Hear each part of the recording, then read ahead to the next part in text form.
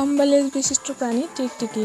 পোকামাকড় খেয়ে উপকার করে, তারপরও কেউ এই প্রাণীটিকে ঘরে রাখতে রাজি নয়।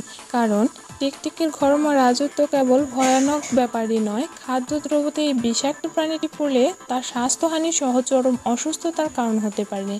বাজারে এই টিকটিকি মারার জন্য বিভিন্ন উপকরণ ও বিষ পাওয়া গেলেও বাড়ির পোষা প্রাণী ও বাচ্চাদের জন্য আমরা এসব পদ্ধতিগুলো যতটা পারা যায় এড়িয়ে চলি।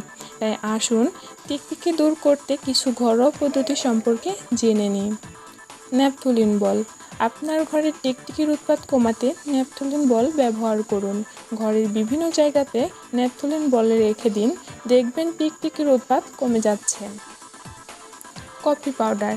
কফি পাউডার ও টাকা গুঁড়ো একসাথে মিশিয়ে একটা মিক্সার বানান। এবার এই মিক্সার ঘরে টিকটিকি থাকতে পারে এমন জায়গাগুলোতে রেখে দিন, টিকটিকি এগুলো খেয়ে মারা যাবে। ময়ূর পালক। টিকটিকি ময়ূরের পাখনাগুলোকে ভয় পায়, তাই ঘর থেকে টিকটিকি বের করতে ঘরের দেয়ালে ময়ূরের পাখনা রাখুন। বরফ জল। একটি স্প্রে বোতলে জল নিয়ে টিকটিকির গায়ে স্প্রে করুন।